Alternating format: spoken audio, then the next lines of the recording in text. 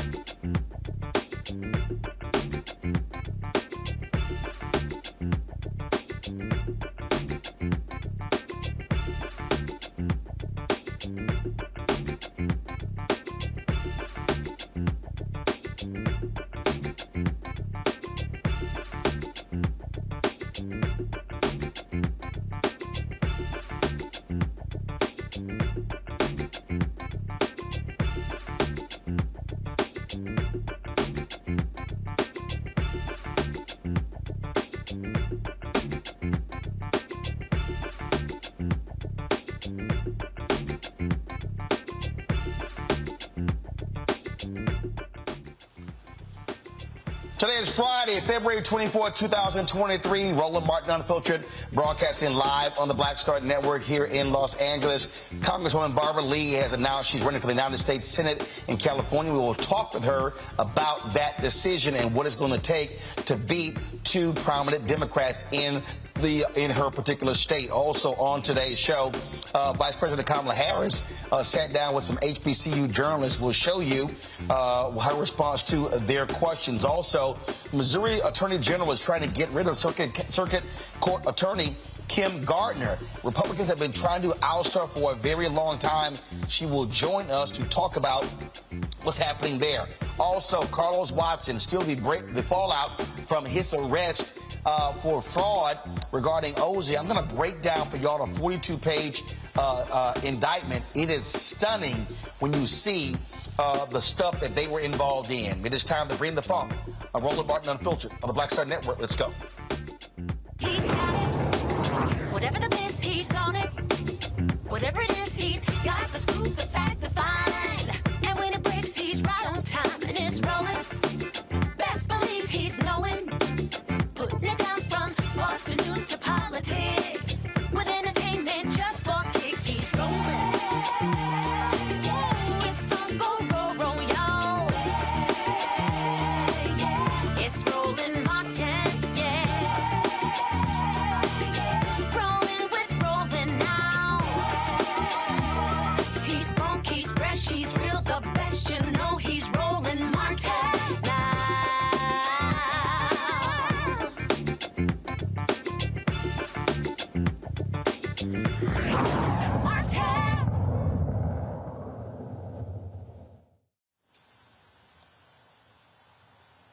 Sarah Dianne Feinstein announced that she was not going to seek a new term, has caused several Democrats to now fear running for her position in the United States Senate, among them Congresswoman Barara Lee of Oakland. She joins us right now on Roland Martin Unfiltered.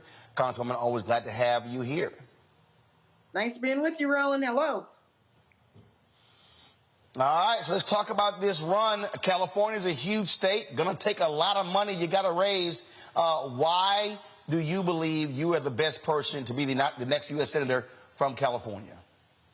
Thank you, Roland. First of all, I have a history of champion causes relating to the daily lives of every Californian, really. You know, when you look at what I have done in the past in terms of my experience on racial justice issues, economic inequality, all of the issues around reproductive justice, on housing, we need in the Senate a lens of a person such as myself, an African-American woman, to really be able to bring the voices of marginalized people, people of color, the poor, working families, low-income families, to the body politic. And there are huge gaps in the Senate, and I intend to step into those gaps. You don't hear many senators talking about what we're going to do for unsheltered people, for example. We need to bring the voices of people to the Senate, and people know me in California. It's going to cost a lot of money. I waited to file until Senator Feinstein indicated that she was not going to run. I indicated the next day that I filed my candidacy, and I intend to win this. I just saw a poll that was dropped showing Representative Adam Schiff at 22%, Representative Katie Porter at 20%, you at 6%. That's a very early poll. You know, when it comes to really reaching those voters, how are you going to separate yourself to show how you are more distinctive than the other candidates? Thanks, Roland. And remember, I just launched my campaign video a couple of days ago. And what I'm doing is traveling the state, making sure the voters know that I see them, making sure they know that I have been a progressive champion for everyone over the years, and making sure that they know that I connect with their daily lives and what the challenges are, such as childcare. such as the climate crisis, such as police reform, all of the issues that really speak to the dreams and aspirations of the California voter. I'm going to take my message directly to them because it's the voters who count. We're going to register voters. We're going to have a media campaign. We may not be able to raise as much money as the other two opponents, but when you look at Karen Bass, Mayor Bass, to $9 million to $100 million, there are ways that women of color, black women, run campaigns and can win. And that's what we're doing. We're going directly to the voters, speaking to them, using what I have done as an experienced legislator, bringing life experiences that they can relate to into the Senate. Obviously, California is such a diverse state. It has a small black population total, significant Latino population. And so when you're connecting with different constituencies, really what do you see as the right formula in order to win the nomination, to be able to connect with the voters? Roland, we have to find common ground on so many issues. And being born in El Paso, Texas, in an immigrant community, coming to Los Angeles County, breaking barriers as the first black cheerleader at San Fernando High, and working with coalitions. You know, I worked for Congressman Ron Dellums for many years, our beloved Ron Dellums, who really was the father of coalition politics. And when you look at my record, just very recently, for example, delivering for the AAPI community, for the Latino community, and for the black community, targeted funding to address the COVID pandemic. That was in large part my work. And so I think people know that I've always been a champion for everyone, breaking barriers for myself as a black woman, for black women, for black people in general, but also for black and brown people and for people who just have been living on the edges, poor people, you name it. And putting together that coalition is really important. I mean, I have chaired the Asia Pacific American Caucus's health task force for over 8 years and have introduced health equity bills with the Tri-Caucus in Congress. And so it's the coalition building alliances with people who have common interests. And my record, I'm not new to this, my record speaks for my ability to cross party lines as well as ethnic lines, as well as gender lines. I was one of the first vice chairs of the LGBTQ plus caucus when Barney Frank asked me to do that to help with addressing many issues in the LGBTQ plus community. And so I have a long history of working with people from different backgrounds, and that's what it's going to take to win in California. I'm going to demonstrate my history, my experience, and what I've done and what I intend to do when I get into the Senate. Looks like you've got former Speaker Nancy Pelosi talking to a lot of people and trying to clear the deck for Representative Adam Schiff. Again, it's going to be a whole lot of that going on. And so people put a lot of stock in endorsements. They put a lot of stock in, obviously, fundraising. But at the end of the day, votes are the only thing that really counts.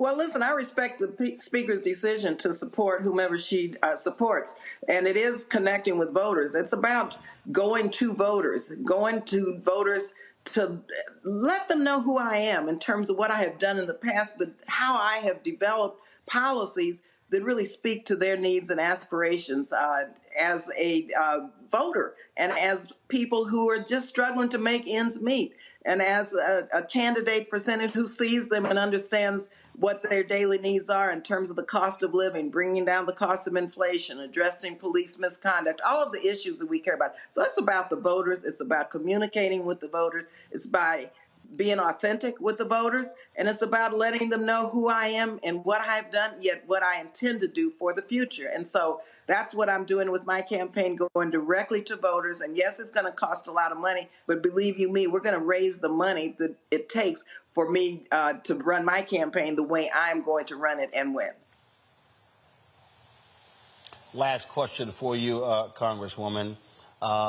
When we're talking about black candidates running statewide. You had a lot of people complaining what the Democratic Party did not do for Mandela Barnes in Wisconsin, running for the United States Senate, Sherry Beasley in North Carolina, Congresswoman Val Demings in Florida.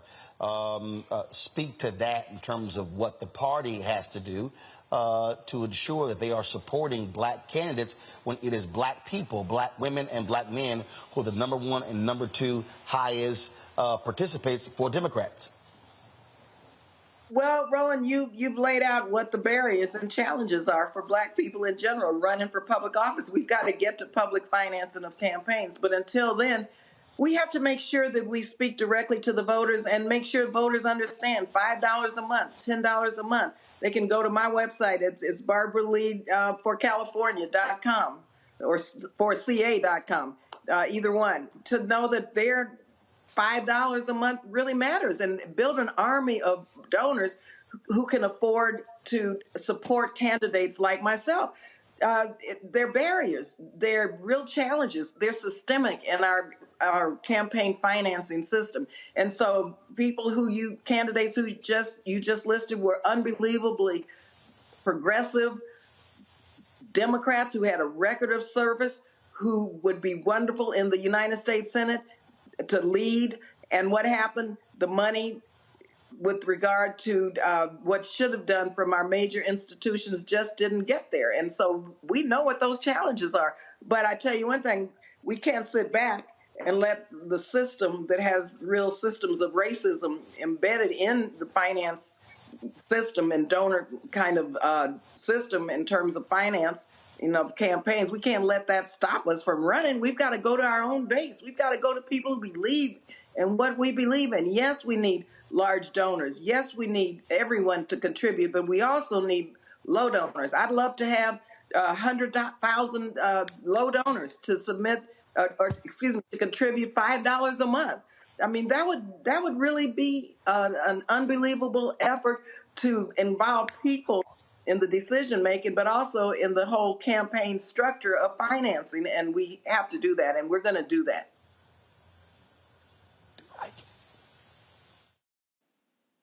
Congresswoman Barara Lee, we appreciate it. Thank you so very much. Okay.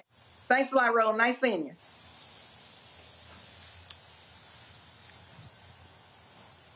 All right. Take care. I'll see you soon.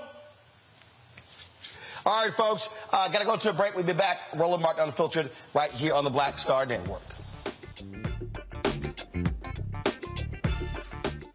Next on The Black Table with me, Greg Carr. We featured the brand new work of Professor Angie Porter, which, simply put, is a revolutionary reframing of the African experience in this country. It's the one legal article everyone, and I mean everyone, should read. Professor Porter and Dr. Valencia Watkins, our legal roundtable team, join us to explore the paper that I guarantee is going to prompt a major aha moment in our culture. You crystallize it by saying, who are we to other people? Who are African people to others? Governance is our thing.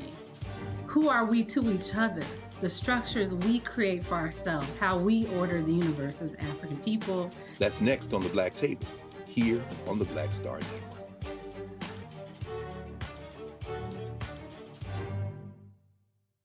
Most people think that these television shows that tell stories about who we are as black men, and then they paint these monolithic portraits of us. They think that they're being painted by white people. And I gotta tell you, there are a whole bunch of black folk that are the creators, the head writers, the directors of all of these shows, and that are still painting us as monoliths. The people don't really want to have this conversation. No, they don't.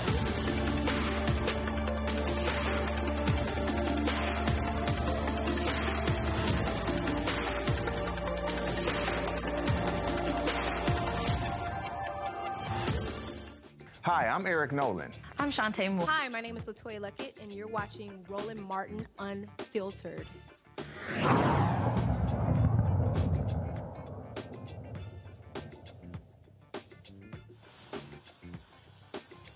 All right, folks, welcome back to Roland Martin Unfiltered on the Black Star Network. Don't forget, download the Black Star Network app, Apple phone, Android phone, Apple TV, Android TV, Roku, Amazon Fire TV, Xbox One, Samsung Smart TV. You can also now watch us on Amazon News, on Amazon Fire. And then you can also tell your Alexa, hey, play the Black Star Network. To actually hear the audio as well. My panel today, Kelly Bethel, communication strategist, Michael Imhotep, host, the African History Network show, Matt Manning, civil rights attorney. Glad to have all three of you here on the show. I'll start with you, Kelly. Look, it's going to be a tough battle for Congresswoman Barara Lee running in that. California is a huge state. Expensive television markets. We talk about Los Angeles, San Francisco, Oakland, Sacramento as well. And also, she's running at a deficit already. You look at Adam Schiff. He has $20 million in his war chest. Katie Porter has several $1 million. Congresswoman Barara Lee, not even close to that. She may be at a very economic disadvantage, but she's going to have to run a different type of race because it's going to be hard as hell to keep up financially with those two. Absolutely. But her point to having small donors, like a lot of small donors contributing to her campaign, that really does work. People really think that you need all this money to donate to campaigns so that their candidate can win. But I have seen campaigns that have run on $5 a week. $5 a month, $10 here, $15 there. And when you see the numbers, there are so many more people with those type of contributions than the ones who are giving $1,000 plus each and every month, or however many times they are allowed to per quarter. So for those who are in California who think that they can't, you actually can. That $1 a week, a month, however often you can give it, it really, really does make a difference. Do not let big money fool you or discourage you from contributing to the candidate of your choice, because every single penny matters. Every single dollar matters. But also with her campaign, people think that just getting LA and getting these progressive districts are going to win those things. No, it's the whole state. California has a very hybrid type of political layout. And that is something that she's going to have to consider as well. I wish her all the best. I've no doubt that she's capable of winning, but those small dollar contributions are going to have to kick in. And people who are teetering the line as moderates are also going to have to kick in as well. Well, the thing here, Matt, when you talk about, again, California, it's not just automatic where everybody is far left Democrats. No, you do have some moderates. You have red portions of the state as well. So, and it's different issues in different parts of the state that the candidates are going to have to tap into. It's not simply one or two issues that will dominate. I think that's right. But the ones that I heard her talking about tonight and when I was preparing for the show, I think she's already striking the right tone. First, in terms of affordable housing and in terms of climate issues, you know, California has pretty great income inequality, right? So you got a lot of walks of people, but you've got a pretty wide divergence between the rich and the have-nots, if you will. So I think she's striking the right tone in terms of affordable housing, in terms of talking about unsheltered people, and in terms of talking about the climate crisis. Because you might have reported on the show, but I know California is one of the states that's having issues with water and water contributions and how much it's able to pull out of certain water tables. So with that being the case, I think she's looking at it correctly. The question is just whether that carries the day in terms of a platform, particularly when you have as wide a swath of voters as California presents. I mean, I think that's going to be a formidable task, but it sounds like she's at least done some good research on the front end in terms of what people care about and trotting out her bona fides to that end. Michael. Yeah, Roland, you know, she's a fantastic woman. And I saw the interview that was done on MSNBC with Barara Lee, and she's someone who's been homeless at one point. She was a teenage mother. She talks about having an abortion as well. So she's had real people problems, okay? And she's somebody who identifies with the problems that real people have. It's an uphill battle. You know, 39% of California's population is Latino, 15% Asian American, only about 5 or 6% African American. So she's going to have to craft out a strategy to target each one of those different ethnic groups and appeal to their issues as well. But hopefully she's successful. All right, then. Folks, got to go to a break. We come back. Republicans continue to target Kim Gardner in St. Louis. They're now trying to blame her and her office for a guy who killed someone while driving. Her office is fighting back, saying, don't point your fingers at us. Look at the judge in the case. We'll talk to her next, right here. There's an exclusive interview on Roland Martin Unfiltered on the Black Star Network. Hatred on the streets, a horrific scene, a white nationalist rally that descended into deadly violence. White people are losing their damn minds. As an angry pro-Trump mob storms the U.S. Capitol, we've seen shooting. We're about to see the rise of what I call white minority resistance. We have seen white folks in this country who simply cannot tolerate black folks voting. I think what we're seeing is the inevitable result of violent denial. This is part of American history. Every time that people of color have made progress, whether real or symbolic, there has been what Carol Anderson at Emory University calls white rage as a backlash. This is the rise of the Proud Boys and the Boogaloo Boys. America, there's going to be more of this. Here's all the Proud Boys, guys. This country is getting increasingly racist in its behaviors and its attitudes because of the fear of white people. The fear that they're taking our jobs, they're taking our resources, they're taking our women. This is white fear.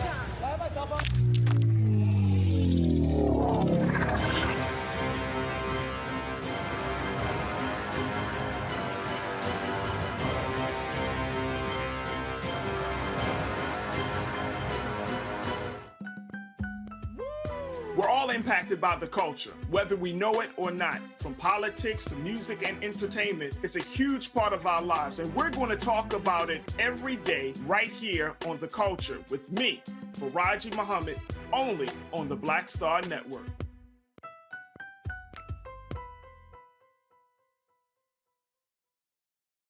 Hi, I'm Vivian Green. Hi, this is Essence Atkins. Hey everybody, this is your man Fred Hammond, and you're watching Roland Martin, my man, Unfiltered.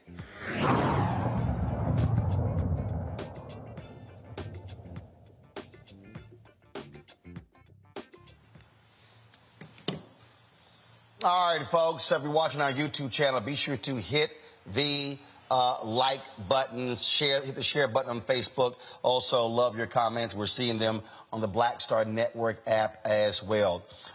You might remember we spent some time in St. Louis talking to Kim Gardner, who is the St. Louis Circuit Attorney. Republicans have been attacking her viciously since she was elected, even while she got re-elected. Now the Attorney General of Missouri is giving her an ultimatum saying, resign or I'm going to fire you. It's all because of a tragic accident involving a teenage volleyball player and a man who they say should have been behind bars. They're blaming Kim Gardner and her office for that man being out and driving around. Now, here's the backstory. Tennessee volleyball player Janae Edmondson was in St. Louis participating in the volleyball tournament when she was hit by a car in an accident caused by 21-year-old Daniel Riley. He's had dozens of bond violations. He faces multiple charges related to the crash, including second-degree assault, 2 counts of fourth-degree assault, armed criminal action, and operating a vehicle without a license. Now, what has happened is folks have been complaining, saying that it's the fault of Gardner's office that this guy was not actually behind bars. Her office is fighting back. You even have the mayor of St. Louis, Tashara Jones, saying that the people have lost confidence in Kim Gardner's ability to lead the office. And so here you have the black female mayor, Democrat, Republicans hitting her. She's catching it from different sides. Now for this exclusive, Kim Gardner joins us right now. Kim, glad to have you back on the show. So your office has put out a statement, several different statements on social media laying out facts behind the case. And so how have your critics arrived at blaming your office for this guy being out? What y'all put out is like, we don't control what the judge does. So what's going on here? That's a good question. This was a surprise to my office to actually be blamed for something that is a criminal process that the prosecutors do not control. So this is something that's, to me, is shocking, but at the same time, we know what it is. This is a politically motivated attack by the unelected attorney general and the actual governor who from day one, since he's been in office, has tried to take my duties as the elected prosecutor in the city of St. Louis. So, first of all, what authority does he have to, quote, fire you? You're elected. Well, that's the problem. You know, right now in Missouri, we're participating what is called voter suppression. We want to push voter suppression laws in the state legislature. Originally, they have a House Bill 301 that has made it out the House that basically gives the governor the ability to appoint a special prosecutor in all cases as murder first, robbery first, armed criminal action, assault first, and other violent criminal acts. And this special prosecutor will be appointed to have exclusive jurisdiction in the city of St. Louis. And there's many individuals who are championing this because, of course, we want to blame the violent crime of the city of St. Louis on the first African-American elected prosecutor, which is, as we know, a problem. Now, this sounds familiar to Baltimore, where Marilyn Mosby was being attacked constantly by the governor there when it came to doing the exact same thing, appointing a prosecutor to take over cases in her office. Yes, it's a tactic of actually around the country where you have individuals who, like myself, who consider themselves innovative-minded prosecutors. People like to say we're progressive prosecutors in terms of we like to pursue justice, not merely convictions. But at the same time, we like to have what's called evidence. And we have individuals like the unelected AG in Missouri who like to speak about the rule of law. You know, it's unfortunate that last week, you know, this office, first time in history, helped exonerate a man who was wrongfully convicted by the St. Louis Metropolitan Police Department in this jurisdiction through a prosecutor that in my office that the judge found was totally innocent. But now we want to talk about the rule of law and how I cannot handle this office. This is nothing more than a political ploy of the unelected attorney general, who, by the way, follows the Trump rhetoric that has been based in Missouri for a very long time.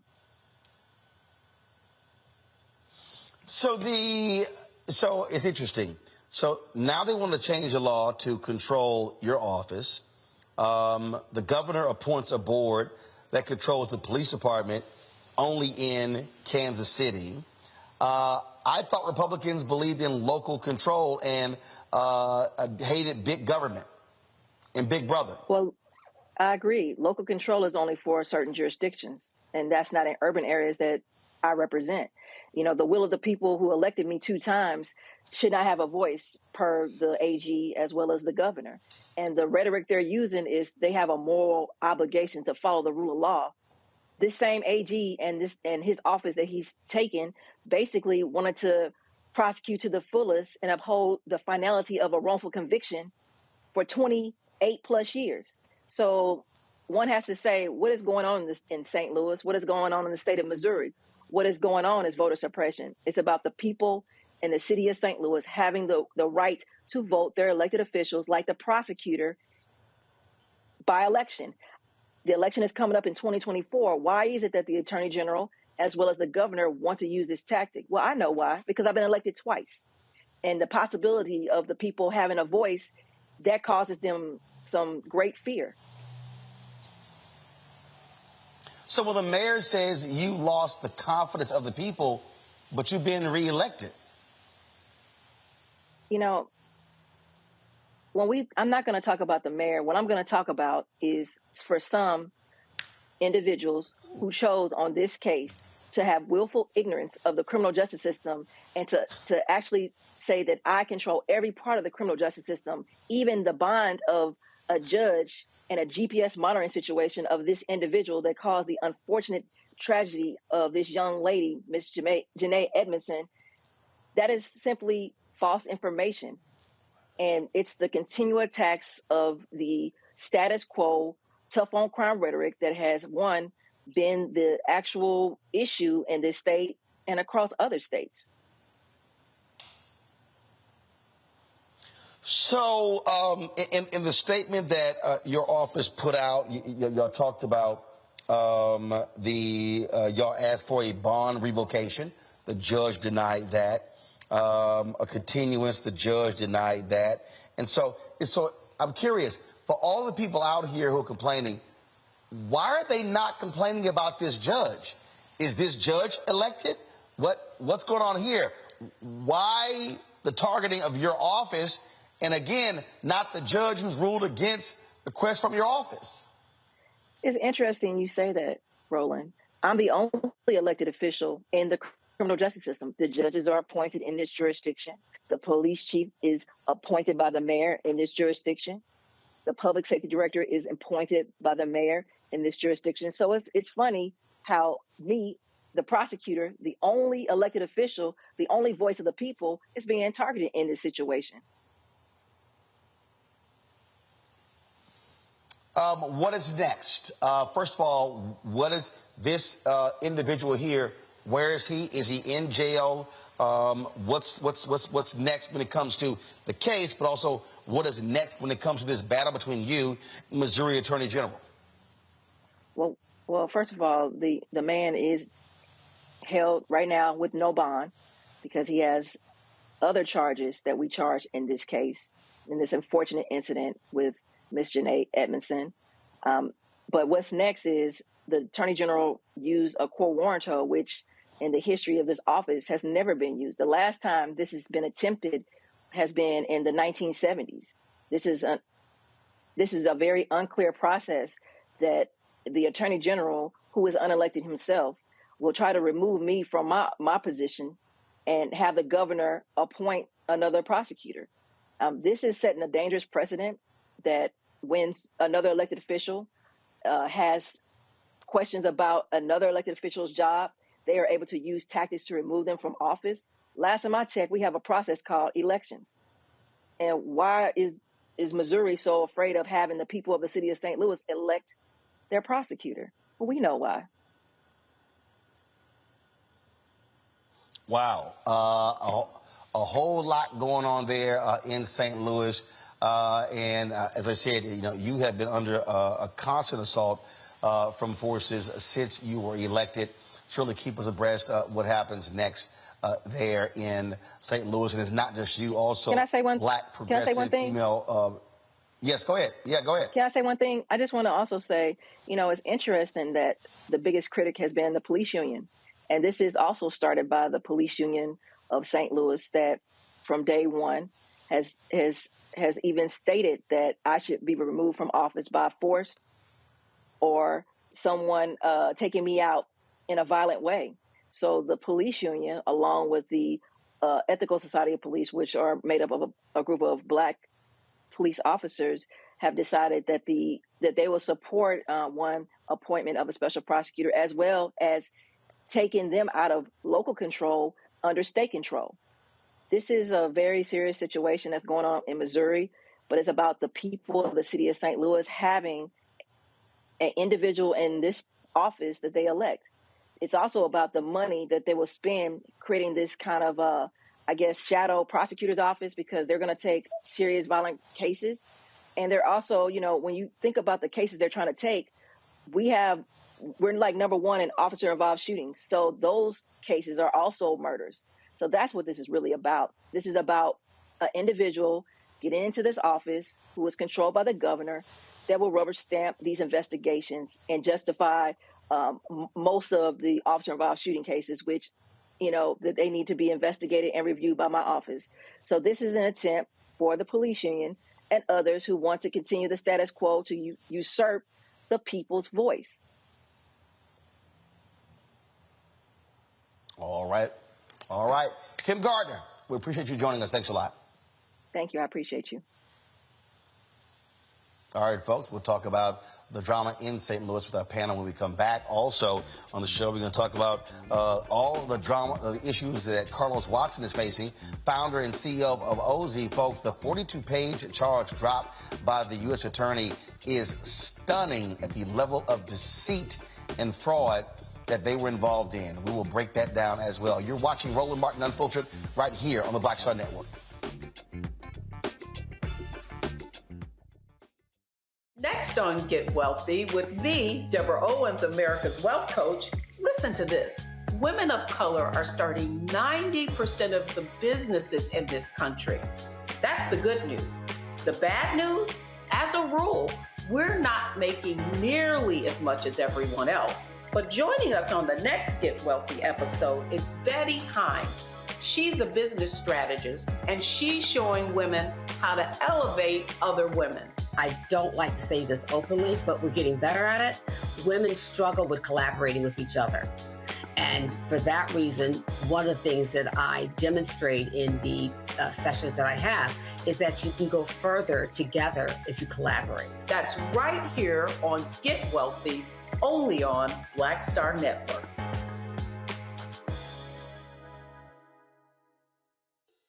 On a next, A Balanced Life with me, Dr. Jackie, a relationship that we have to have. We're often afraid of it and don't like to talk about it. That's right, we're talking about our relationship with money.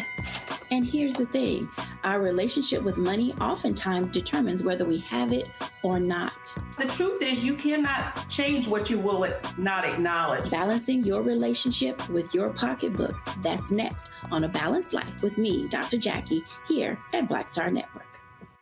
Pull up a chair, take your seat at the Black Table with me, Dr. Greg Carr, here on the Black Star Network. Every week, we'll take a deeper dive into the world we're living in. Join the conversation only on the Black Star Network. Hi, my name is LaToya Luckett. Yo, it's your man Deion Cole from Blackish, and you're watching Roland Martin Unfiltered. Stay woke.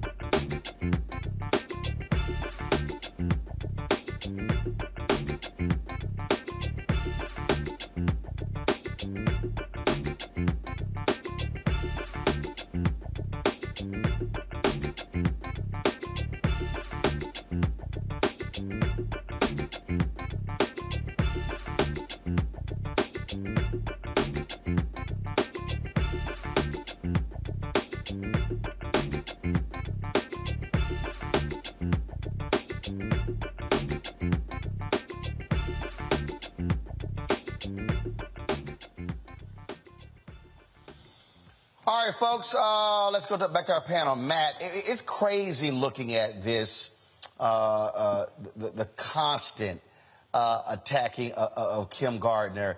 It is clearly personal. The police union, as she said, hates her, and they've been trying to take her out from the beginning. They thought they were going to beat her in re-election. She won that, and it's just a constant assault on her and her office. And it's a constant assault on our system, how it works, and autonomy. I had the great pleasure of meeting Kim 6 years ago when I worked for the current DA here in this county. And unironically, that DA is actually facing a lawsuit for exactly the same thing.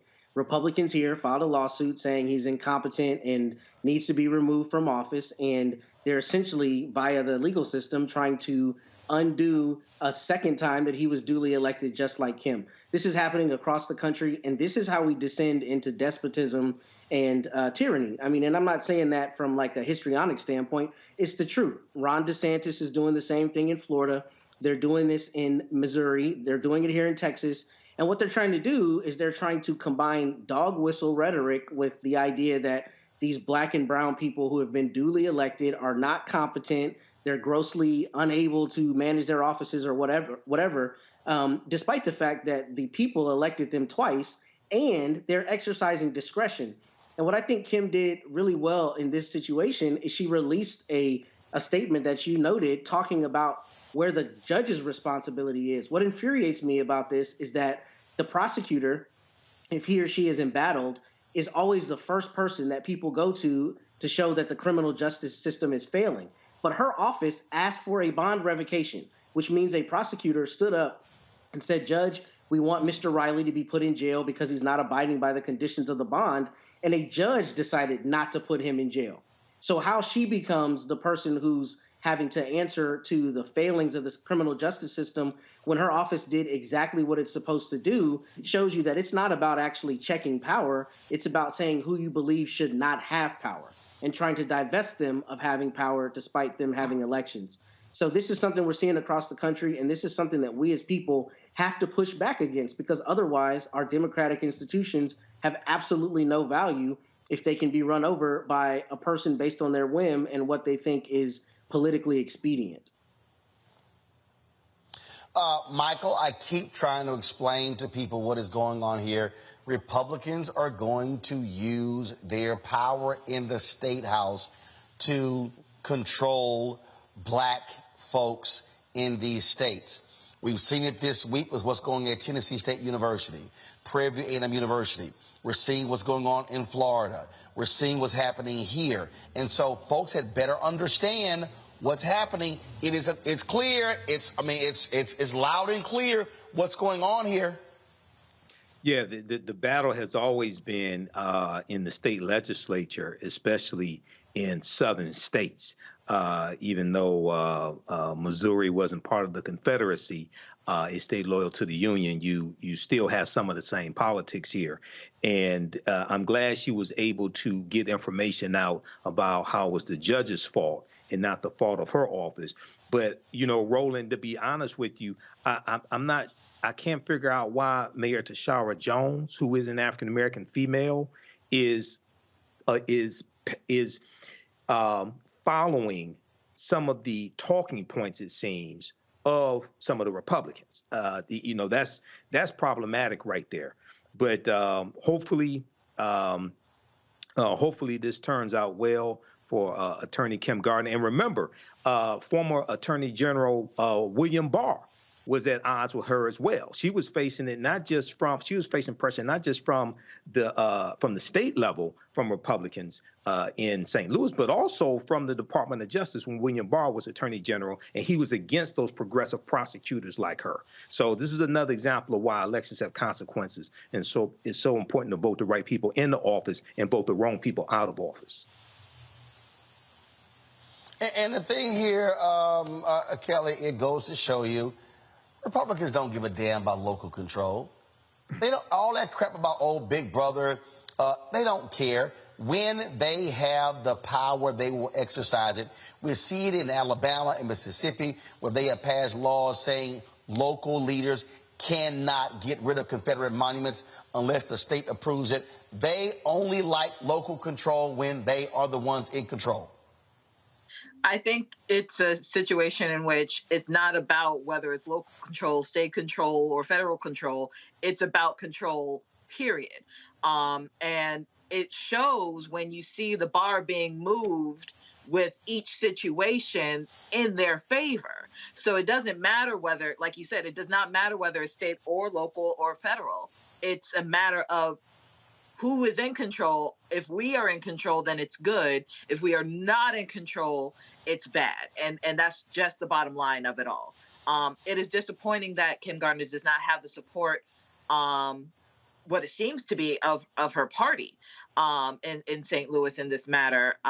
It seems like she's just kind of out in the wind by herself, and it's unfortunate because the work that she's doing in St. Louis really is to make jurisprudence there better for the citizens of St. Louis. I hope it works out for her, but it's not looking so good. Matt, again, we talk about the fact that she has been elected twice. They thought they were going to get rid of her after the first term. The voters said, no, we want her. And so I find it ironic that these folks have a problem with the fact that the voters clearly want her, prefer her. And it also goes to show you, as she pointed out, all of these public safety officials are appointed. They are not accountable to the voters directly. Right. And in situations where you have appointments, a lot of times you have retention votes, right, where the people get to decide if they want to keep that judge that was appointed. But in her instance, she's popularly elected, which means at the polls, people in St. Louis voted her in twice. And what's really, I think, intellectually disingenuous about these conversations is they're very often rooted in the idea, like if you look at DeSantis in Florida by analogy, they're rooted in the idea that the prosecutor is doing what they're statutorily allowed to do. So statutorily, she has discretion to make the decisions on her cases that she makes. If the people don't like that, then they vote in the next person. Clearly, the people like her more than whomever she ran against. So to try to make it seem like her exercising authority or any prosecutor exercising authority is somehow an affront to public safety is intellectually dishonest because the rules allow them to do that. And that's what I've seen from the beginning with Kim is that she hasn't done it the way they've wanted her to do it. And from day one, she's been embattled. And that's what's really frustrating about this is that they don't even hide the racism. It's day one, a black woman's elected. She could not be competent by virtue of who she is based in their estimation. So from day one, they are attacking her just incessantly. And that to me is intellectually dishonest and straight up racist, if we're going to be honest about it. Because if she had a string of things that were failures, then that'd be different. You'd be able to say, here's the evidence showing she's not doing a good job. But day one, she steps foot in office, and based on her platform, they're saying she's not competent. That to me is dishonest. And that's what we're seeing around the country. And that's why I think it's going to be a slide into tyranny if we allow that kind of thing to happen. If you're duly elected, you should stay there until the people duly unelect you. And the real deal here, Michael, I mean, let's just be honest. They hate progressive prosecutors, especially if they're black females.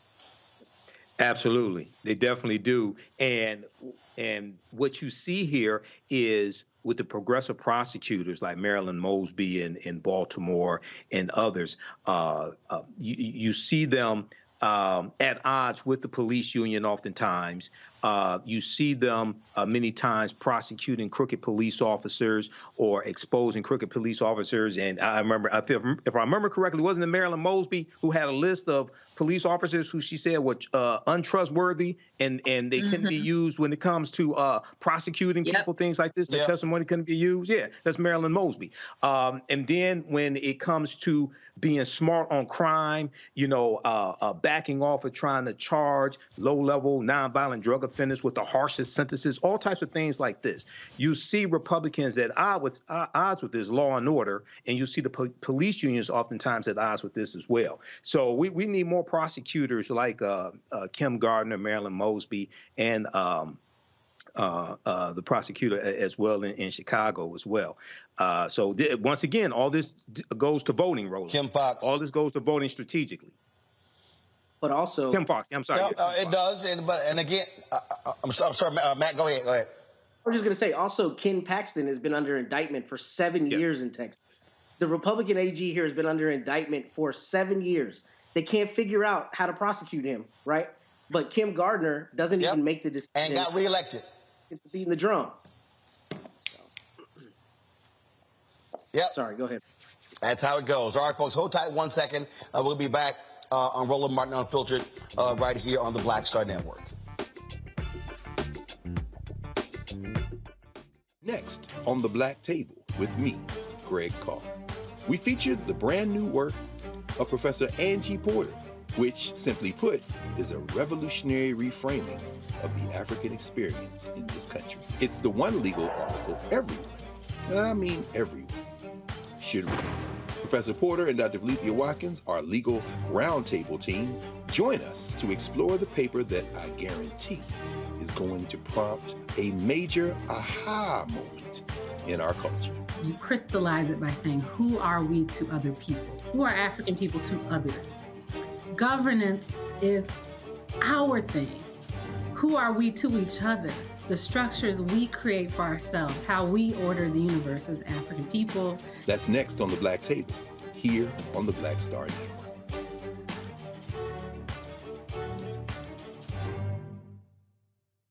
Black Star Network is here. Oh, no punch! I'm real revolutionary right now. Thank you for being the voice of Black America. All momentum we have now, we have to keep this going. The video looks phenomenal. See, there's a difference between Black Star Network and Black-owned media and something like CNN. You can't be Black-owned media and be scared. It's time to be smart. Bring your eyeballs home. You dig?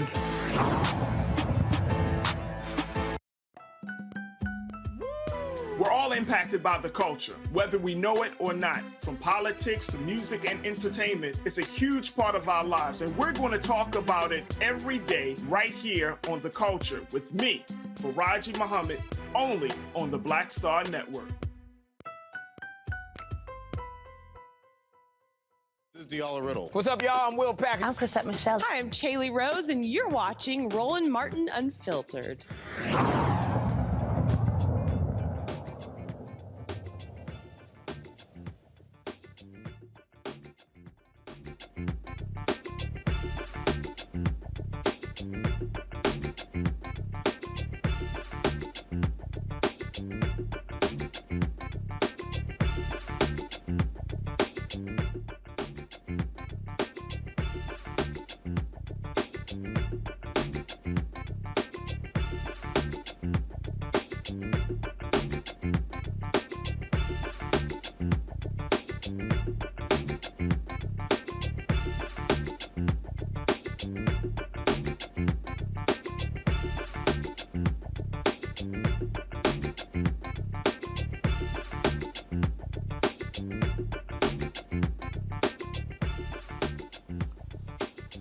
All right, folks, welcome back to Roland Martin Unfiltered right here on the Black Star Network.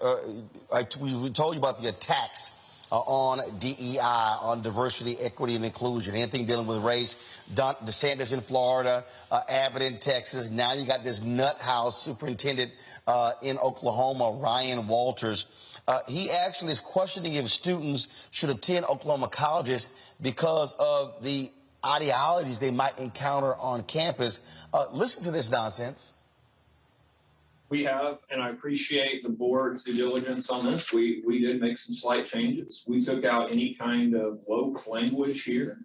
Our emphasis is to equip students to be ready for the workforce, not be social justice warriors. So this is an agency where woke will go to die. We are going to focus on standards. We're going to make sure that our students are workforce ready, because there's nothing more you can do for a child to give them critical thinking skills and give them the ability to be successful in the workforce. Not be social justice warriors. He made his comments, folks, after requesting an accounting of all money being spent in Oklahoma colleges on diversity initiatives. The Oklahoma Regents for Higher Education found the state colleges had budgeted $10.2 million for diversity, equity, and inclusion activities in the current fiscal year. The state contributed $3.7 million of that money. Oklahoma lawmakers will address at least 5 bills this session to limit diversity, equity, and inclusion initiatives in education. The measure aims to limit political testing, amend parental rights, and report spending in education progress. Joining us now, Oklahoma State Representative Monroe Nichols. Representative Nichols, glad to have you on the show. I mean, I just keep trying to explain to people. There's a reason I wrote my book, White Fear, How the Browning of America is Making White Folks Lose Their Minds. That's all this is. They are trying to attack DEI everywhere because they don't like the fact that people of color are gaining power. This is about trying to control people of color. That sounds. Thank you for allowing me to be on. You're 100% right. Not only is it about the controlling of people of color, what we know is so many people throughout our history have built political power by using race and dog whistle politics. That's exactly what Ryan Walters has done. You mentioned the amount of money that's being spent on these DEI programs in Oklahoma. When he requested this audit of these programs, I think over the last decade, we found that we spent 0.1% of the higher ed budget on these programs. So to say that these are the problem in Oklahoma is absolutely ridiculous. But to your point earlier, you're seeing it in Florida, seeing it in Texas, obviously seeing it here. It's disgusting. But it also is, it's something that we know we cannot take any time and rest and those types of things because it's important. The things that he was talking about, they got out of the standards. He said all the woke language. It was diversity, culture, and equity. Those are the things that he wants to get out of a state that is home to 39 federally recognized tribes, a state where we saw the largest individual race massacre in this country's history. That is the state he wants to remove diversity, culture, and equity out of the state standards for education. Yeah, I mean, this is simply a direct assault on black and brown people, and this is about white domination and not wanting to teach people the reality of race in America. That's right. That's right. I pulled some numbers from Tulsa, Oklahoma, where I live, and in my community, black folks in this city are 2 times less likely to be employed.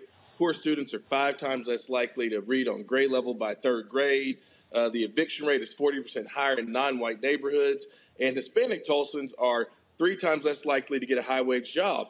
And so what we know is true is that this assault that we know is that there are reasons why, right? We know we have a fundamentally flawed system. Instead of thinking about ways we can fix it, what the direction we're going in now is to say, we not only not want to talk about it in schools and accurately talk about history, but we want to also say that it's the fault of the folks who have pushed for advances for people of color that are the problem. Claire Looper, who did sit-ins before they happened in the Carolinas, is the problem. Ada Lois Supia Fisher, who challenged separate equal at the University of Oklahoma before Brown vs. Board of Education, is the problem. They're saying that these folks who continue to fight for justice are the problem, for equity is the problem. And Roland, you're exactly right. We have to start calling what it is. I think for a long time we tried to say, we shouldn't call folks racist or we shouldn't use emotionally charged language. We are past that point now, and it's to the detriment of black and brown kids. It's to the detriment of black and brown families, and now it's to the detriment of the policymaking environment at the state of Oklahoma and states all across the country. Well, I keep telling folks, this is going to continue, but isn't there another issue where this guy Ryan Walters is such a nutcase that he made some changes. And that is actually going to jeopardize potential funding and accreditation to the school districts. And so aren't state lawmakers trying to limit this guy's power? That's right. I tell you what, right, the one good thing, Roland, that I'll tell you about Oklahoma is there is bipartisan agreement that this man is not capable of leading the state's education system.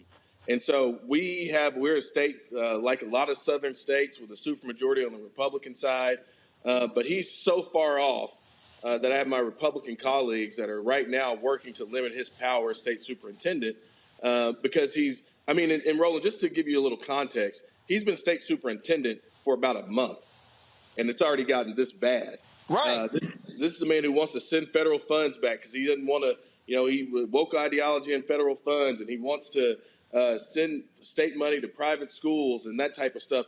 This is a person who, at the end of the day, Roland, he's just not that smart is what it is. And what we see all the time is folks who are not smart, who don't have a plan to move things forward. What do? They do exactly what he's doing. And like I said, there's bipartisan agreement that he's not the person to lead the state's education system. And this is what happens when these right-wing MAGA people elect these nutcases and they're in power. But all you got to do is win a primary. This is what happens. And so we now have a state that the entire education system for 700,000 Oklahoma kids is run by somebody who represents probably about 25, 30% of the population. And that's a dangerous, dangerous thing. He ran a campaign talking about this kind of stuff. Folks didn't listen. We got to stop thinking that people are going to moderate themselves when they get elected, because what we've learned over and over again is that they don't. They do not moderate themselves after they get elected. So the next time that somebody tells you that they're going to dismantle public education, then you might just believe them and make another decision at the ballot box. But again, Roland, what else is happening across the country? What are they trying to make it harder to do for people who look like us? Vote. So, I mean, like, this is not, we should not just look at this as a vacuum. This is all this coming together. We want to retell how history is taught. We want to limit your voting power at the ballot box. And we want to dismantle the public system of education where our kids, our families are overrepresented in that system, and they're siphoning money from it as we speak. All right, Representative Nichols, we appreciate it. Thanks a lot. Absolutely. Kelly, I've been warning people. I mean, since 2009, I've been talking about this notion of white fear, and folks are like, "Oh yeah," and I'm like, "It's playing out. We're seeing it." I mean, it's like over and over and over again. And I love these people who go like, "Oh, you're a race baiter." What the hell? All you're seeing, they despise DEI like they despise multiculturalism, like they despise affirmative action, like they despise quota. It doesn't matter. They do not want to confront America's reality when it comes to race. They don't want to confront the reality that they are becoming the minority. I think that is really the core issue here. They don't want to feel the repercussions of what they've been dishing out for centuries, now that the tides are turning as far as demographics are concerned in this country. It is unfortunate, but they're just going to have to buck up and deal with it, because it is happening. You know, brown and black people, people of color, indigenous people, BIPOC, whatever you want to call this conglomerate of minorities, we are outnumbering white people who want to continuously invest in white supremacy. That is threatening to their livelihoods. Too bad, but it's happening anyway. And you're, like you said, you're going to see stuff like this until they come to the realization, which seems like never, that we are, I don't want to say taking over because it gives the wrong context, but we are becoming more prevalent in this country. And DEI is going to be a thing in this country so that we can all succeed. There's room on the mountaintop for everybody, not just racists. Michael? Yeah, Roland, you know, this is the fear, the browning of America, and the reason why you have people like Ryan Walters and others who keep talking about attacking wokeness is because they want us to stay asleep. Okay, they're telling us what it is. They want us to stay asleep so they can keep manipulating us. And this is understanding what racism is. Racism is a system of advantage and privilege distributed based upon race. And it's interesting that this would take place in Oklahoma, where the Tulsa race massacre happened. The worst race massacre in the history of this country, pretty much. The Tulsa race massacre. And this is taking place in Oklahoma. So, yeah, you know, we have to watch. This is, once again, at the state level. Understanding how important the state legislature is. It's not just federal government, it's the state legislature that's so important. And state legislature and state government. Matt? Well, yeah, my name is Ryan Walters, and I'm going to run for office down the road, so I'm going to say stupid things now. Look, that's why these 3 Republicans came out and said, yeah, we got to pump the brakes on that. We want people to go to college because a college degree has been shown demonstrably to help people down the road. He was loud and wrong and clearly didn't read the room on what even his fellow Republicans would think is necessary. And what's especially stupid about that is that a lot of corporations are adopting DEI right now for the very purpose of trying to, at least theoretically, make their corporations better places for people to work. Sorry, can you hear me? Yep, I got you. To say you finish your point. To say that there's somehow no nexus between these programs in college and what would actually happen in the workforce is obviously not true when we see corporations adopting these very policies.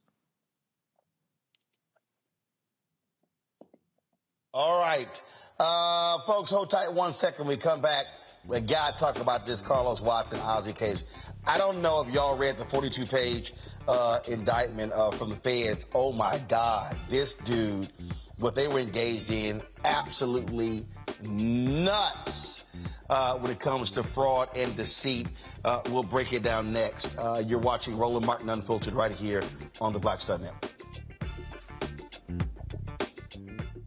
When you talk about blackness and what happens in black culture, we're about covering these things that matter to us, speaking to our issues and concerns. This is a genuine people-powered movement. There's a lot of stuff that we're not getting. You get it, and you spread the word. We wish to plead our own cause. Too long have others spoken for us. We cannot tell our own story if we can't pay for it. This is about covering us. Invest in black-owned media. Your dollars matter. We don't have to keep asking them to cover our stuff. So please support us in what we do, folks. We want to hit 2,000 people, $50 this month, raise $100,000. We're behind $100,000, so we want to hit that. Y'all money makes this possible.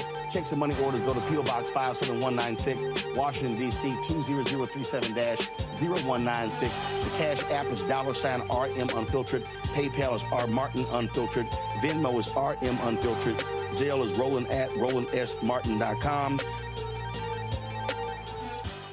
Hi, I'm Dr. Jackie Hood Martin, and I have a question for you. Ever feel as if your life is teetering and the weight and pressure of the world is consistently on your shoulders? Well, let me tell you, living a balanced life isn't easy. Join me each Tuesday on Black Star Network for A Balanced Life with Dr. Jackie. We'll laugh together, cry together, pull ourselves together, and cheer each other on. So join me for new shows each Tuesday on Black Star Network, A Balanced Life with Dr. Jackie.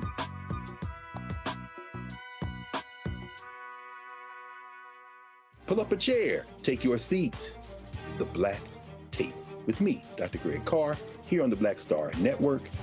Every week, we'll take a deeper dive into the world we're living in. Join the conversation only on the Black Star Network. I'm Bill Duke. This is Diala Riddle. What's up, y'all? I'm Will Packer. I'm Chrisette Michelle. Hi, I'm Chaley Rose, and you're watching Roland Martin Unfiltered.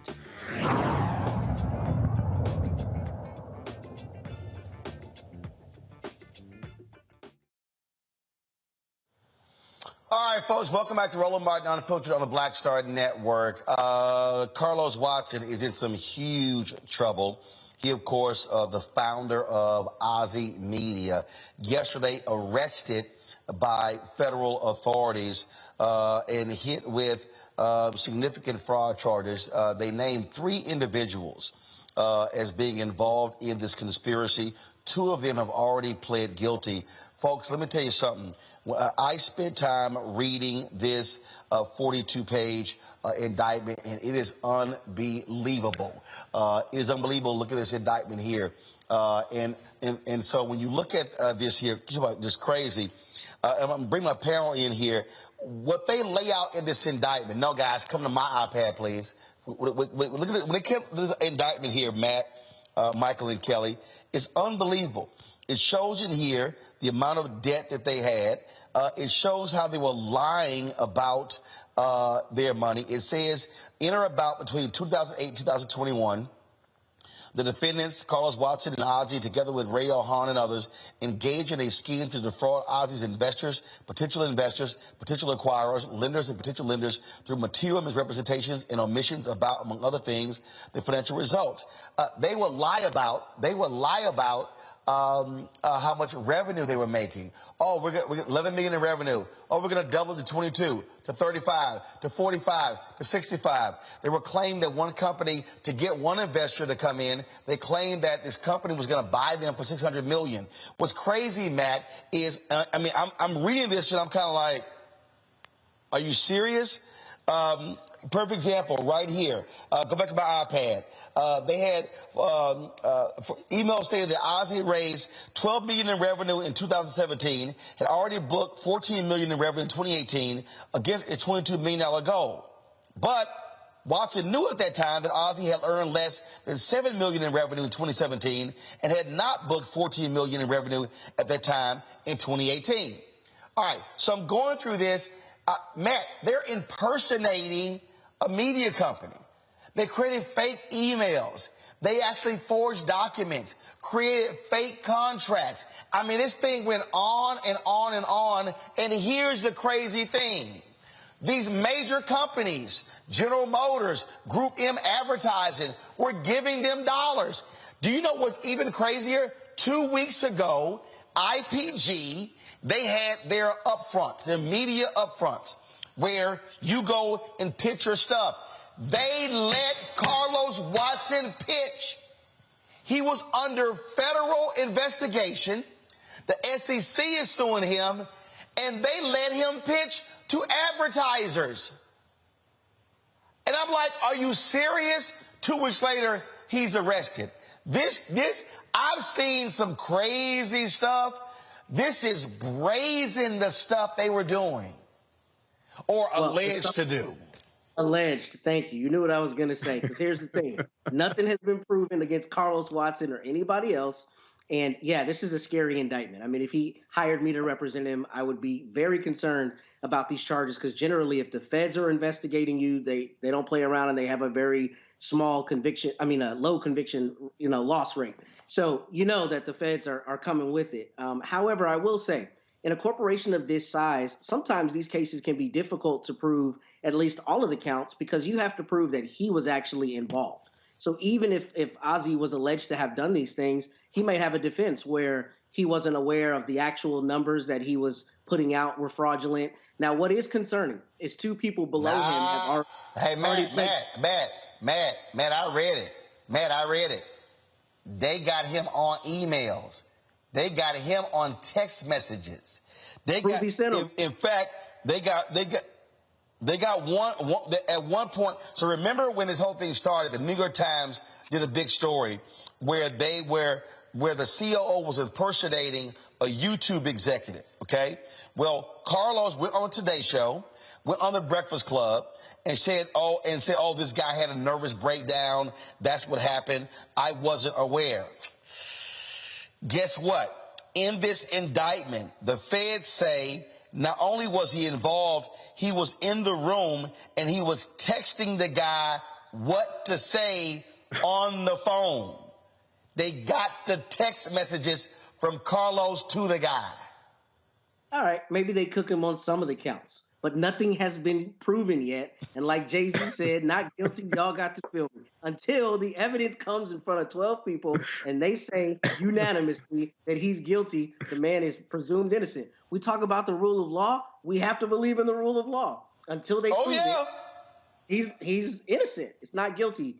And it does sound like the feds have a very robust investigation. So I don't mean to trivialize that. It sounds like there are some serious problems over there.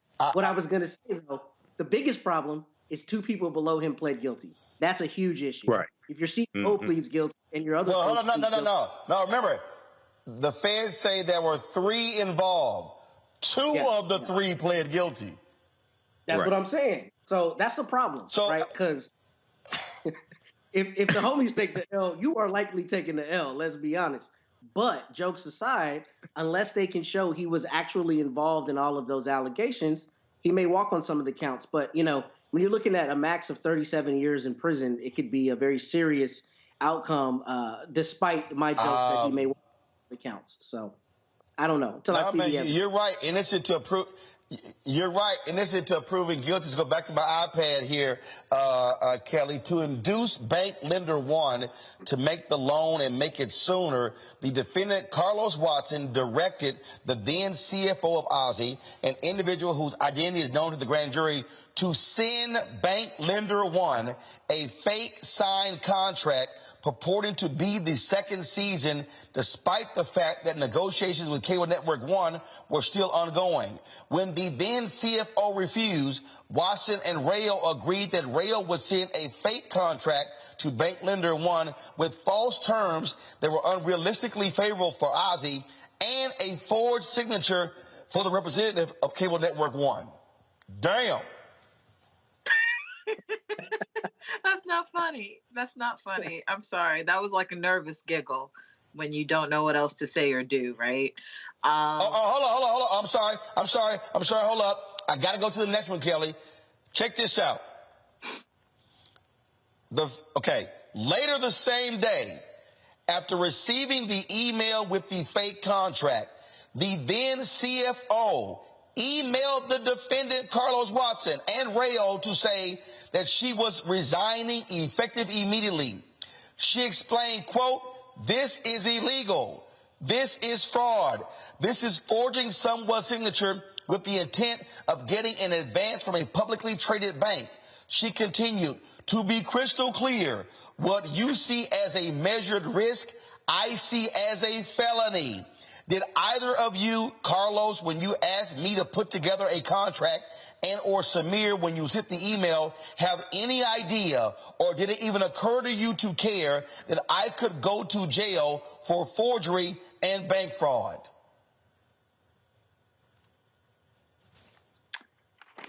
Clearly not. Or maybe yes, and they didn't care, because here we are, right? And what's ironic about it all is that if you think about it, and correct me if I'm wrong, Matt, this is almost bar for bar what Trump and his people have been doing for eons now. And if the law is finally catching up to them, you know, super white, old men racist in New York, what makes you think they're not going to catch this black man doing it? I get it. I understand. You want me to continually say allegedly? You want me to continually say allegedly? I can say that until my face is blue. I get it. I get it. But still, you wouldn't take this case, Matt. Oh, I would definitely take this case. The question is, what would I charge to take this case? That's the question. Part. Yeah. That part. But the one that got me the most. Hell no, Matt ain't Matt ain't gonna take this case. He might not get paid. That part. But what got me, Roland, before you even got to, you know, bullet points 40 something in 22, just something as simple as him trying to look like he was having plausible deniability by getting BCC'd on email, so that on its face it would look like, oh, I didn't know anything about it, but somehow allegedly, Matt, on or about March 1st, 2019, while blind carbon copying the defendant, Carlos Watson, allegedly emailed an investor a set of purported closing documents, you know, wiring $2 million, and then in preferred stock, in exchange for preferred stock, which in fact had not been issued, and the issuance of which had not even been authorized by the board of Ozy. So again, allegedly. Girl, listen, wait a minute. Rayo sent Watson and Hahn a draft email for another investor that changed the annual revenue target. Come on, go to my iPad. For 2020. From the $65 million that was told to Middle East Investor 1 to $45 million, which was still $10 million higher than the target Watson communicated internally. That same day, Rayo sent the email to the other investor with the $45 million figure, copying Watson. Ozy ultimately earned approximately $11 million in revenue in 2020. They were just straight as lying about everything, Michael. Allegedly. Yeah, you know, reading the article from the New York Times, and I remember the interview from the Breakfast Club. I remember the initial investigation from the New York Times. And in business school, you know, we had case studies. We study fraud, okay? And this sounds like some Trump stuff. I'm serious. When I was reading about this, I said, this sounds like something Donald Trump has done. But they got caught sooner than Trump has gotten caught. You know, and you look at the charges. Wait, Mike, hold on, Mike, hold up. I gotta read this one because this is funny as hell. Go to my iPad. Watson, Rayo, and Hahn all knew that Ozy was not on track to earn $52 million in 2020. 1 week earlier, finance employee 2 had informed Watson, Rayo, and Hahn that Ozy was on track to earn only approximately $8.3 million in revenue in 2020. Check this out. Watson, Rayo, and Hahn also knew that Ozy was not profitable. On or about August 12, 2020, Watson had sent a text message to Rayo in which he complained that a new person had been hired to work on one of Ozy's newsletters, stating in part, "Why? WTF? Are we profitable and I do not know it?" Right. Ozy, in fact, lost over $8 million in 2020. Damn, bruh. You're telling other people you're profitable, but you put in a text message, "We're not." Right. Yeah. So, you know, this is allegedly fraud on top of fraud. But to be honest with you, Roland, this is something white people been doing for decades. Okay. I mean, the savings and loan scandal, Ivan Boesky, William Madoff, Enron, Donald Trump. So I'm not Michael,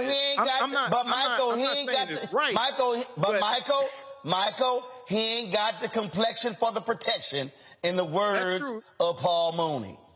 But the other thing is, most of those other ones went to prison too, and they were white. Most of them went to prison. They were too. But here's what Martha Stewart.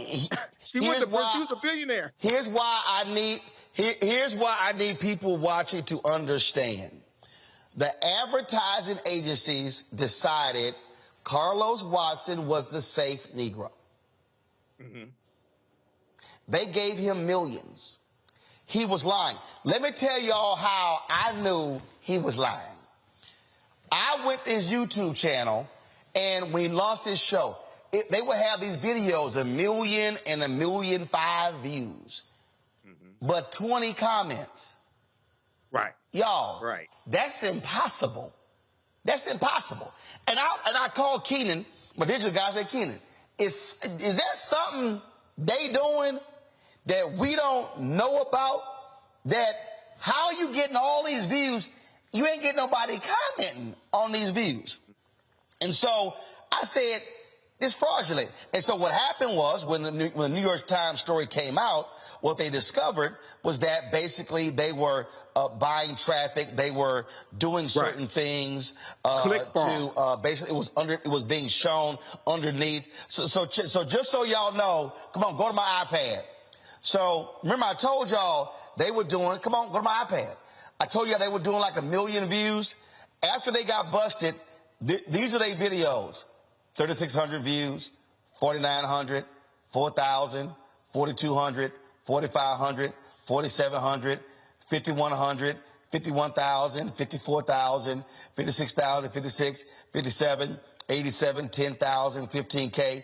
Not one of their videos in the last 6 months has hit, you see that right there. Only one video exceeded 100,000 views in 9 months. It was all lying. And here's my problem. All these venture capitalists were just giving them money, shoveling them money like no big deal, feeding them the money. These ad agencies were giving them the money. Group M did a $75 million deal with them, and it was all fraudulent. Yet we out here, legitimate, real numbers, and in 2.5 years, all I've gotten from Group M are meetings. Right. No money. Right. We got real audience, real shows, real accountability. And so I just need people to understand these corporations and these ad agencies, and I'm going to break this thing down further on next Wednesday. Show the graphic when I deal with this special show we're doing, folks, on how these corporations and these ad agencies are destroying black-owned media by starving us of the dollars. That's what's going on here. And so I'm just saying, Carlos gonna need a real good attorney. And Matt, if 2 of your compatriots flipped and pled guilty, if I'm his lawyers, I'm trying to have a plea conversation right now, because this 42-page indictment does not look good for homie. Maybe. And maybe. By the way, well, no, it don't look good. When Carlos Watson got busted by the New York Times and he got mad 'cause I called him out and he and I had a conversation, his ass actually said, could he and I work together on advertising? I told him, hell no. Thank goodness I did. Going to a break. We'll be right back. Roland Martin Unfiltered on the Black Star Network. Next on The Black Table with me, Greg Carr. We featured the brand new work of Professor Angie Porter, which, simply put, is a revolutionary reframing of the African experience in this country. It's the one legal article everyone, and I mean everyone, should read.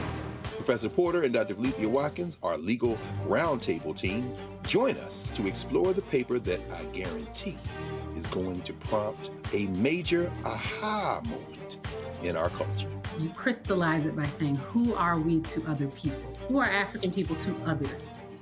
Governance is our thing. Who are we to each other? The structures we create for ourselves, how we order the universe as African people. That's next on The Black Table, here on the Black Star Network.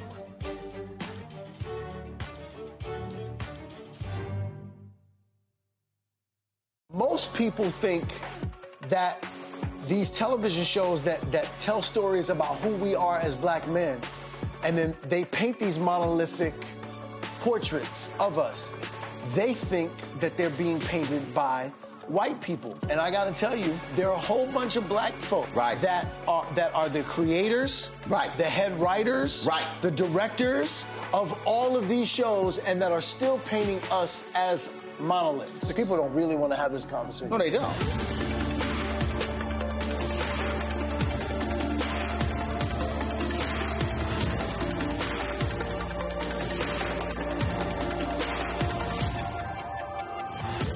What's going on? This is Tobias Trevelyan. Hey, I'm Amber Stevens-West. Yo, what up, y'all? This is Jay Ellis, and you're watching Roland Martin Unfiltered.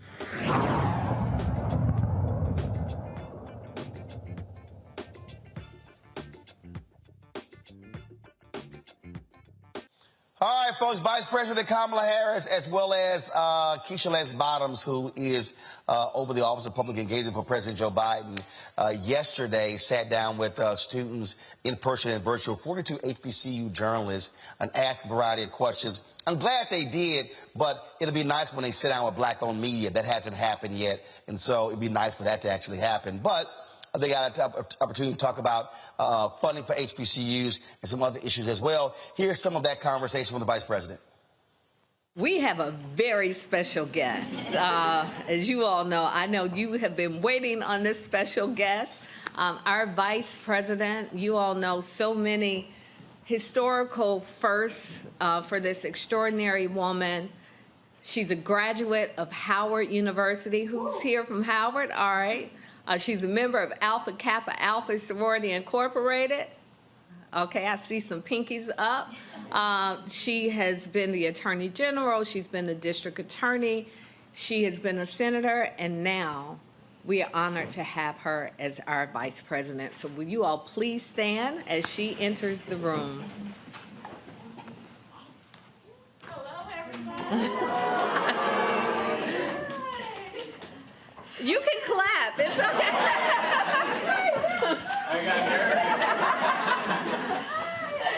They're all struck. So happy to have a seat. We're going to have a conversation, Mayor. It's good to be with you. All right. All right. How's the day been? Yeah. Oh, that's so good. I'm so happy. See, when I look out, don't you agree? We know the future of our country's bright, right? Look at this. Yes, it is. Okay. So I am opening up for questions. That's correct, Erica. Is there someone I should call on first? You gave me that sheet. I'm sorry, none of my. I'm awestruck too. Okay. So we have Xavier Turk from Wiley College in Marshall, Texas, and he is virtual. Oh, so we look up there. Hello, am I good to speak? Yes. Okay, how are you guys doing? My name is Zavion Turk. I am a graduating senior here at Wiley College, majoring in mass communications, focused on journalism. I think my question would be, what is something that you feel like is not portrayed in the media enough when it comes to Black education or just being a student at a HBCU in today's age? What is not, to you, broadcast enough as a politician or someone that's in politics? So that's a wonderful question. And I think that there's a short answer and a long answer. There's a whole lot that's not, I think, in the mainstream media that fully understands the depth and breadth of the American experience, everyone's American experience. When I first took the stage as a nominee to be vice president, I took the stage and I talked about my family and how my family is such a big part of what brought me to that stage. And this is now a national, it's not an international audience, because we're talking about, right, who's going to be the next president, vice president of the United States. And so I went on about who family to me is.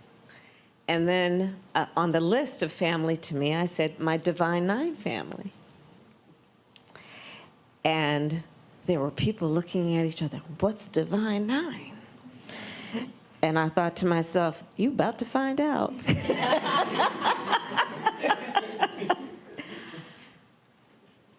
But there you go. As a very quick, small example of my point. People who are covering who will be the next president and vice president of the United States, unfamiliar with the Divine Nine.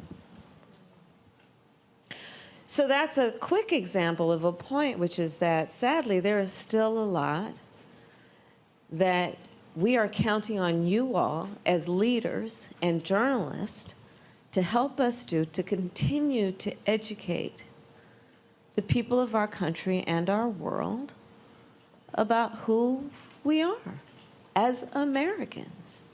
Because, of course, the history, the presence, and the contribution of, going with my example, members of the Divine Nine, of which we both are, is very much a part of the history of our country.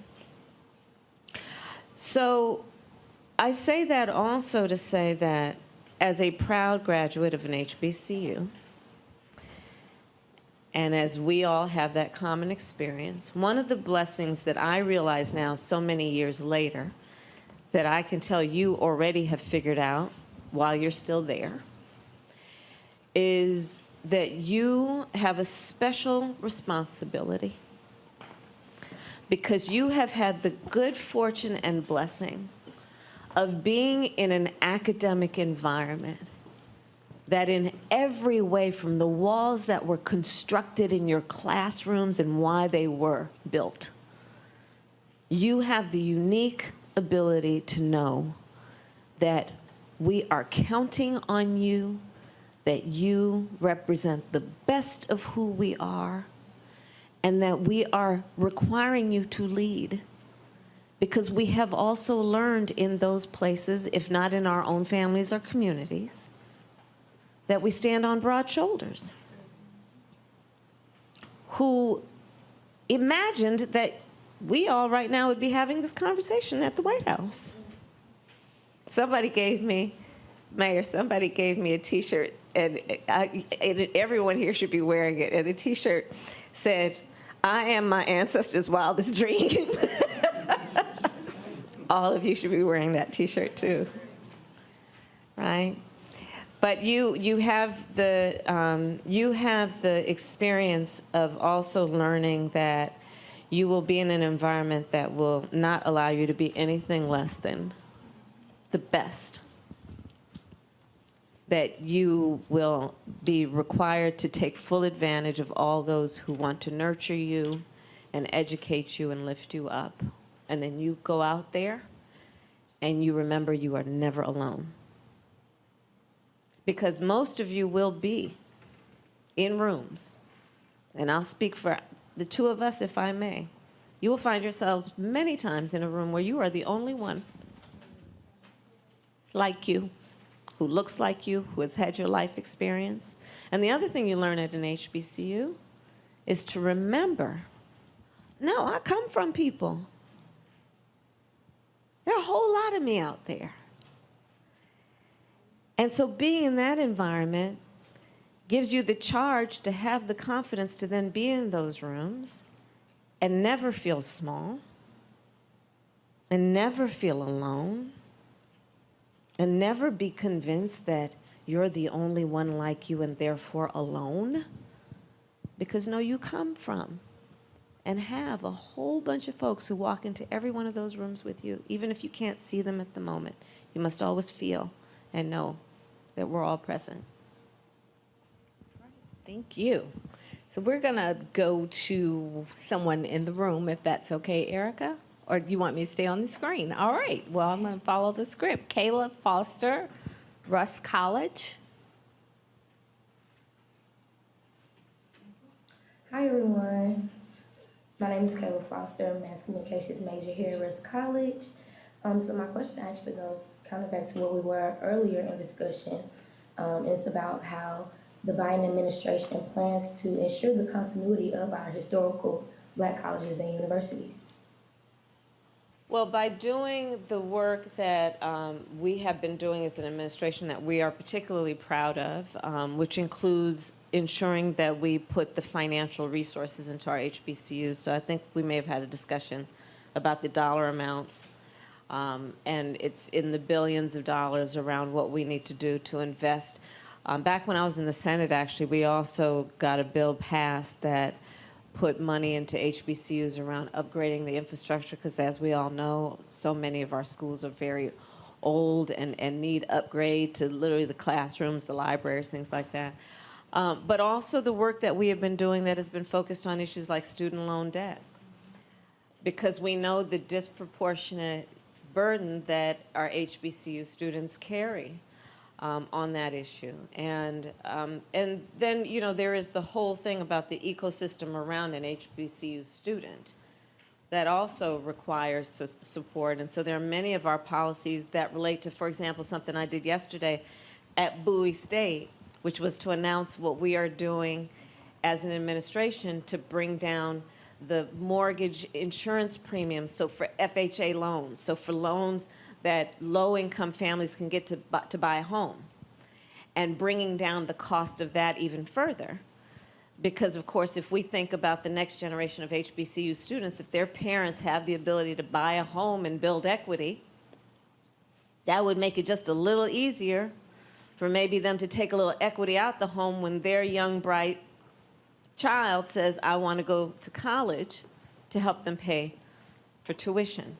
So there are things that we have done that have directly been focused on HBCUs, but things like that that are also about the ecosystem around an HBCU student.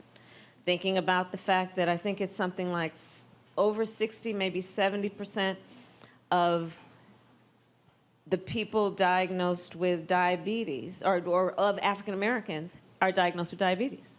And for our seniors, bringing down the cost of insulin so it's capped at $35 a month, because otherwise so many of our seniors, I mean, raise your hand if you have somebody in your family who has diabetes.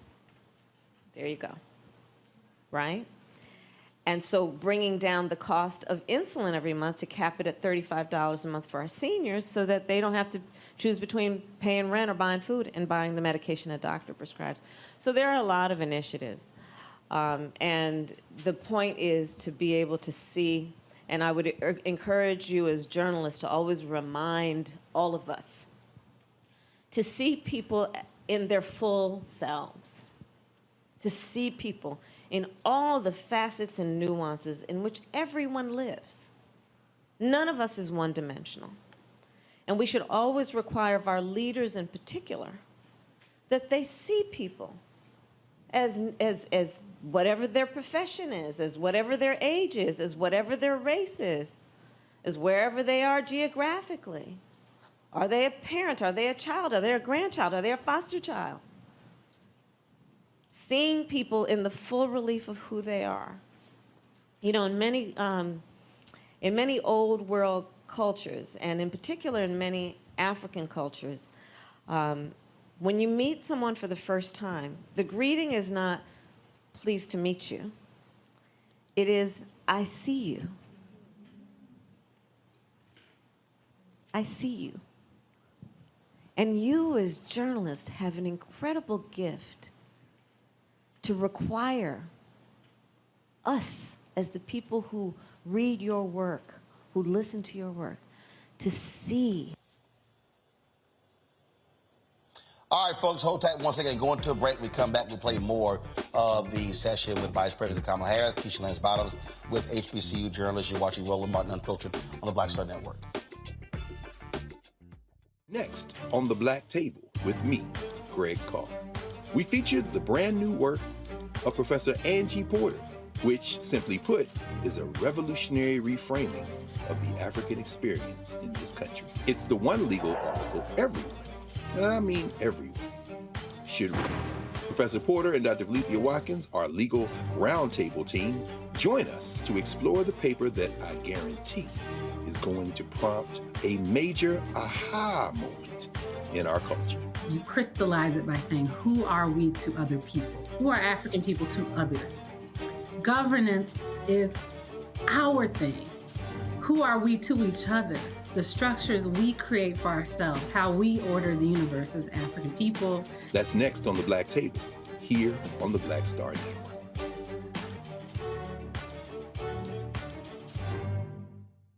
This is Diala Riddle. What's up, y'all? I'm Will Packer. I'm Chrisette Michelle. Hi, I'm Chaley Rose, and you're watching Roland Martin Unfiltered.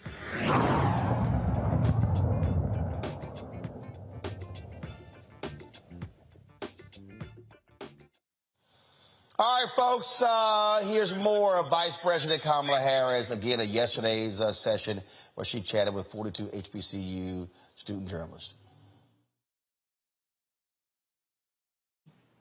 All the dimensions of the things you cover and the people you cover. Right. Chloe Ryan Woolfolk from Norfolk State University. Where are you, Chloe? She has on pink. What does that mean? My favorite color is just pink. Yeah, it's a beautiful color. Why, thank you. So my name is Chloe Ryan Woolfolk. I am a senior mass communications journalism major at the Norfolk State University, and I must say it's an honor to be here to representing my university. Yeah. So my question is, what is the administration doing to address racial inequalities and the impact of climate change? That's a wonderful question, Chloe. So I've been doing a lot of work on the climate issue from years. Back when I was elected district attorney in San Francisco, I started one of the first environmental justice units of any DA's office in the country, and I'll tell you why. Because in San Francisco at the time, and I think still is the case, there's a community there called Bayview Hunters Point that has, at the time, and probably still does, an annual household income of $15,000. Predominantly black. And what we were seeing is that community was being treated like a dumping ground. And so we were seeing high rates of health outcomes, right, in that community. And I decided to take that on and deal with the polluters and the people who were doing this to make sure there was consequence and accountability for the harm that was being caused to that community.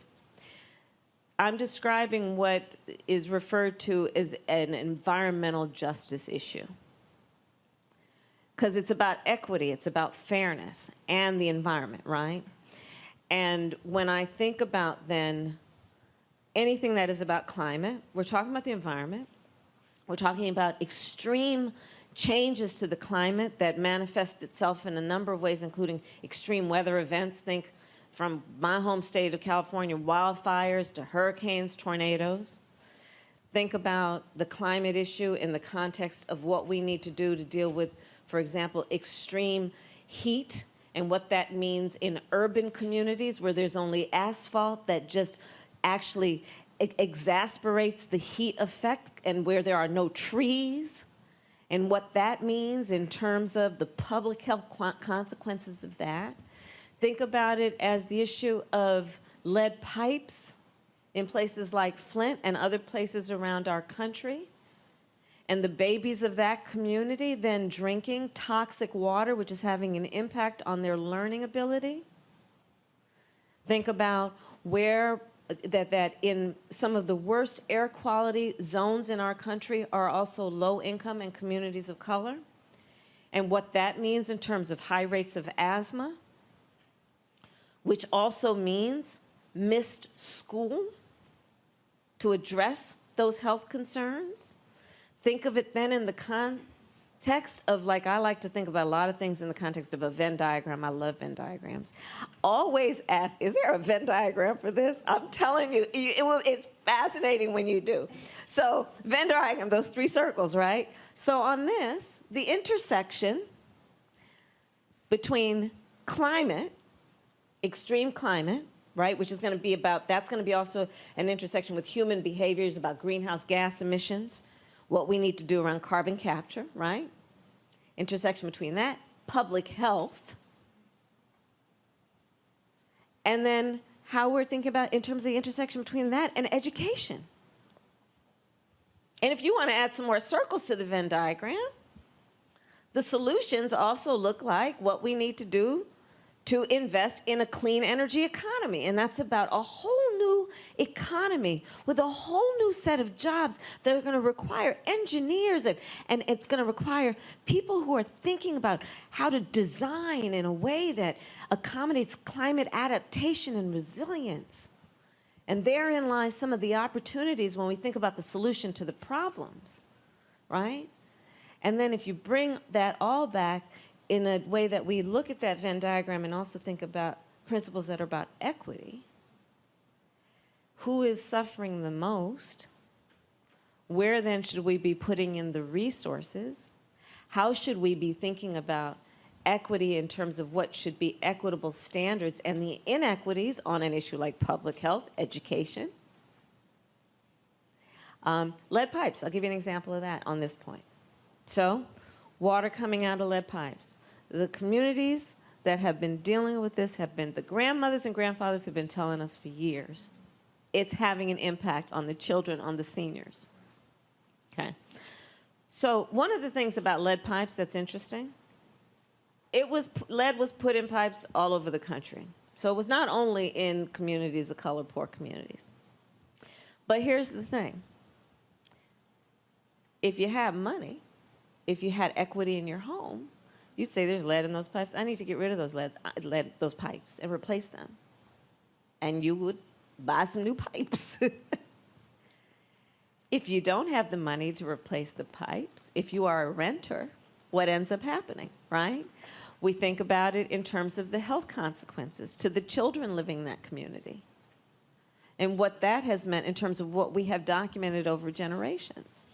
So all of those issues are issues that are relevant to how we should be thinking about equity, climate justice, environmental justice.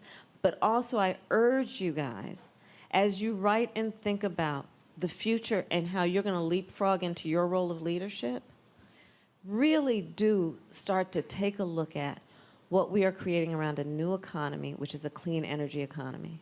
Because, by the way, the communications major, we're going to need you to know how to talk about this issue. We're going to need you to help us articulate why we need to put resources into the things that we just discussed. If you're studying HR, whole new industries are being created. We're going to need you to work there. It's not only about engineering and science. It's going to be about also thinking about all the construction that's going to happen. And so who's going to be doing that? Some of the best. All right, folks, you want to see more all of that, simply go to the White House YouTube channel and you can check it out. Let me thank Michael, Kelly, as well as Matt. will be on the panel today. I got to head out, folks, to the NAACP Image Awards pre-show. We're going to be live streaming for the red carpet tomorrow of the Image Awards. Also, we're going to be live streaming the funeral of Tommy Dorch Jr. All of that on the Black Star Network. Support us in what we do.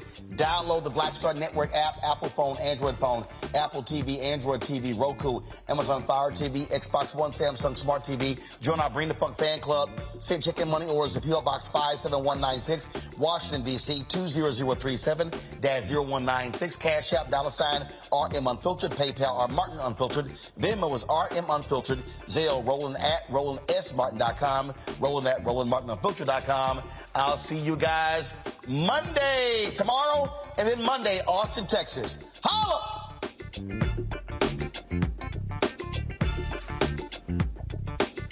Network is here. Hold no punches. I'm real revolutionary right now. Black power. Support this man, Black Media. He makes sure that our stories are told. Thank you for being the voice of Black America, Roland. Stay black. I love y'all. All momentum we have now, we have to keep this going. The video looks phenomenal. See, this difference between Black Star Network and Black-owned media and something like CNN. You can't be Black-owned media and be scared. It's time to be smart. Bring your eyeballs home. You dig? Pull up a chair, take your seat at the Black Table with me, Dr. Greg Carr, here on the Black Star Network. Every week, we'll take a deeper dive into the world we're living in. Join the conversation only on the Black Star Network. Hi, I'm Dr. Jackie Hood Martin, and I have a question for you. Ever feel as if your life is teetering and the weight and pressure of the world is consistently on your shoulders? Well, let me tell you, living a balanced life isn't easy. Join me each Tuesday on Black Star Network for A Balanced Life with Dr. Jackie. We're all impacted by the culture, whether we know it or not. From politics to music and entertainment, it's a huge part of our lives, and we're going to talk about it every day right here on The Culture with me, Faraji Muhammad, only on the Black Star Network. I'm Deborah Owens, America's Wealth Coach, and my new show, Get Wealthy, focuses on the things that your financial advisor and bank isn't telling you, but you absolutely need to know. So watch Get Wealthy on the Black Star Network.